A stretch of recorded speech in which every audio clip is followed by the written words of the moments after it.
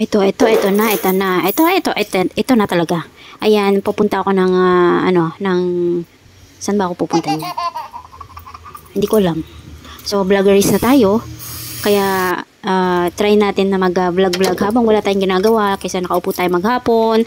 Andyan. Ito, palabas ako. Saan ba ako pupunta yan? Saan ba ako pupunta yan? Ayan, ang ganda ng panahon mga mare. Kasi, pupunta ako ng city. Susundo at saka may bibilhin kasi ako sa city. Wala kasi yung asawa ko dyan mga mare. Kaya, eto, habang wala yung asawa ko, mga mare, samantalahin na natin mag-vlog-vlog kasi ayaw talaga ng asawa ko na mag-vlog-vlog ako kasi para akong timang talaga. Para talaga akong timang. Pagpasensya nyo na yung pagmumukha ko na yan. Hindi man lang ako nakapag-makeup, hindi man lang ako nakapaghilamos, hindi man lang ako nag-pulbos para naman gumanda-ganda tayo sa harap ng camera. Hindi man lang talaga, wala man lang kahit na kahit man lang sana konting-konting lipstick dyan. Para maging beauty naman tayo dito sa baka sabihin ng asawa ko dyan, para na naman tong timang na nagpa-vlog na kung ano pinag-vlog. Actually mga mari, matagal na ako na-monetize na Meta. Kaso hininto ko kasi yung aking pag-post ng mga reels at saka mga mini-vlog ko. Kasi yun nga, medyo nawalan din ng oras. Tapos minsan kasi ayaw ng asawa ko nga nag-post ako ng mga kung ano-ano.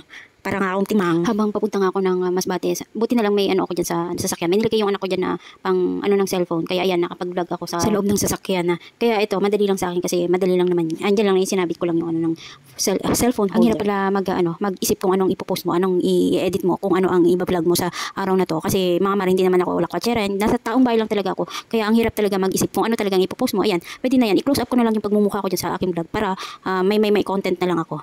Hindi ko pa na-edit. Sana naman in-edit ko na lang yung aking video para naman medyo gumanda-ganda ako sa harap ng camera. Mag-voice over dahil iisipin mo kung ano yung isasabihin mo. Ingat na ingat ka. At least kahit papaano yung hindi maboboring yung mga makikinig sa'yo. Hinaluan ko na lang yung pagpapatawa kahit papaano. Hindi ka boring-boring ang aking vlog. Kahit na nakikita na, ayan na, pagmumukha ko lang talaga yung nakikita nyo dyan. Tapos mga mare, ito ang ginagawa ko pag nasa loob lang ko ng bahay. Ayan, nanonood lang ako ng K-drama, pagpaiyak-iyak. Tapos pag natatawa ako, ayan, makikita nyo kung ano lang ginagawa ko. Ayan, nakatutok lang talaga ako.